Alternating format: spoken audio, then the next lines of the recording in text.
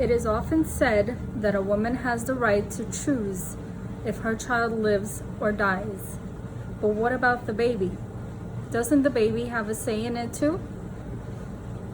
Abortion is something that we hear more and more amongst today's society.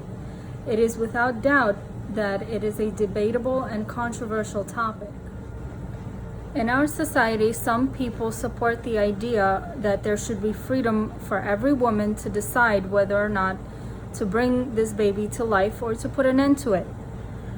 As for me, there is no other choice than to choose life, as I feel that we have no right to decide for this unborn child. One big example as to why women abort is rape. Rape is a common factor that happens to a lot of women. But the question is, when a man rapes a woman, he's committing an act of crime and is violating the woman in the most horrible way possible. He's invading her privacy, her intimate parts. But the question is, if a woman in return aborts the child that results from that rape, isn't she committing a crime too? How does that make her any better than the man that invaded her privacy?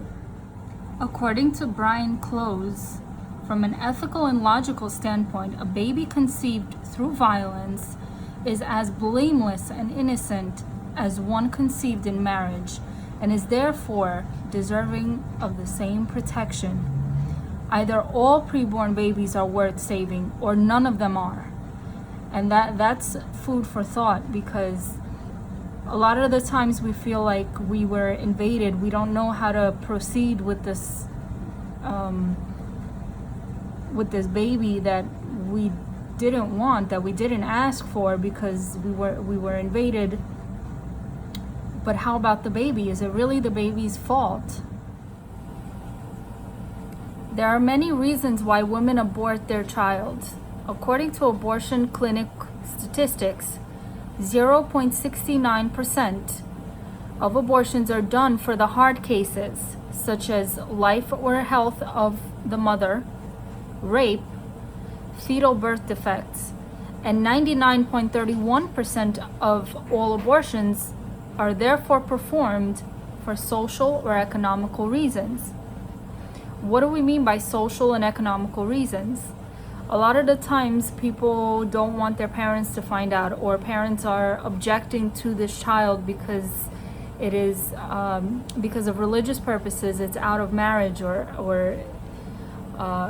it shouldn't be that way, or because people are not ready to have a child, or because this child will interrupt their career or education that they're doing.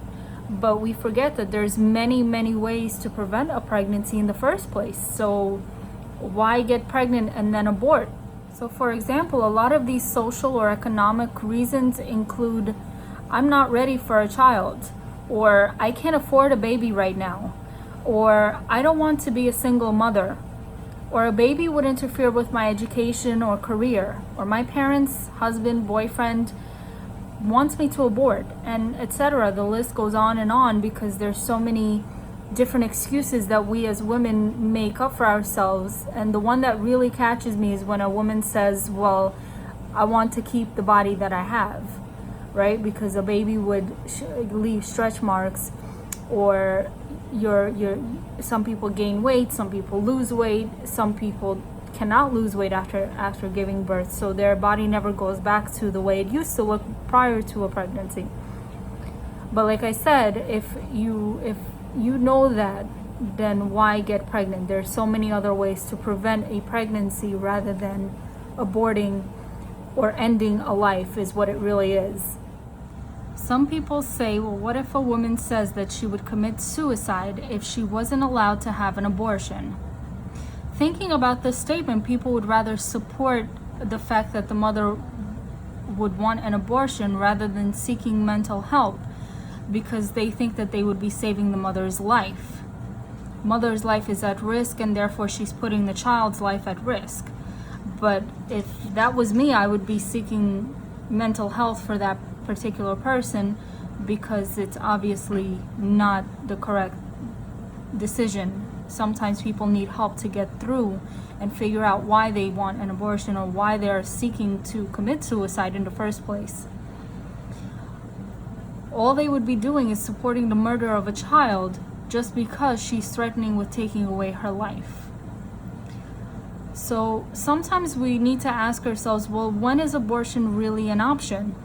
Is there really a case where it is necessary? And obviously there is, because there are other things that come in play, like ectopic pregnancies or cancer, for example. A mom can be detected with cancer throughout pregnancy, and if the mom's life is in danger, then yes, abortion should be definitely an option, because you're trying to save either one's life.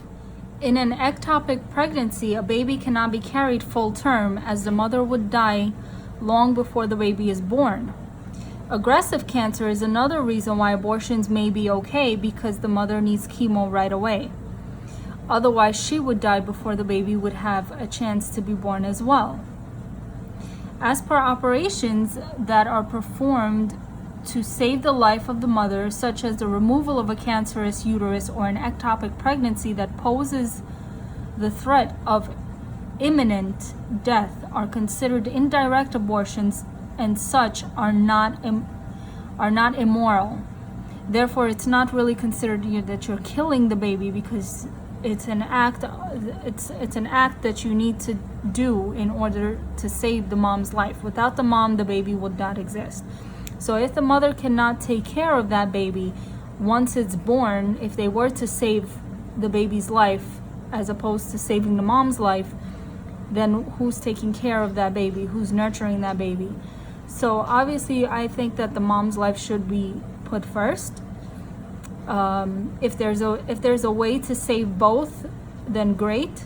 But the mom's life should definitely come first in order for that baby to have that successful, loving life. Therefore, unless a situation is uncontrollable, a mother should always pick her child's life before her own.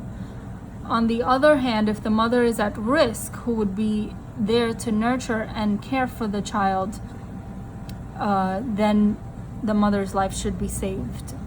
Therefore, it is not that it's okay to abort, it's just a circumstance that is justifiable. I'm a mother myself, and I definitely don't see myself aborting in any situation unless it is putting myself at risk. You can definitely have more children, like a lot of people say, but if the fact that I want to abort would not be justifiable, and it's just an excuse given, whether it's the wrong man that I picked to have a child with, or somebody raped me, or somebody, it's just the wrong time. To be honest, it's never a right time to have a child. I always say that there is really never a right time for a baby to be born. You will always have problems. It's something called life. In conclusion, a lot of women think that they have a legit reason to end a life that just started to grow within them. Once a baby is conceived and once you become pregnant, there is a life growing inside of you. No matter how small this little person is, it's still considered a living person. A baby's heartbeat starts to beat at 6 weeks, and the brain starts to work as well. Therefore, they definitely feel everything. They have feelings, and I think that abortion should not be an option unless it is completely necessary.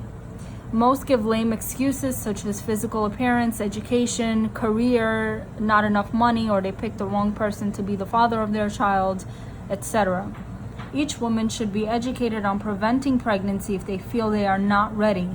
Uncontrolled situations such as rape or a sickness that may put their life at risk is a different story.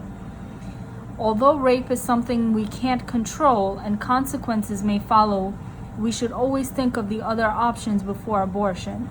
Abortion is just a business that makes lots of money by killing preborn people. That's all it is. Just a business in the medical field, extra money to be made. Therefore, let's save the lives of these innocent babies rather than deciding for them. They should be able to have a decision as well. If they chose you as their parent, we should take it with gratitude and try to choose a different direction, a different way, rather than abortion. Adoption is definitely an option, and I would rather give that baby for adoption and have a loving family take care of them rather than killing it.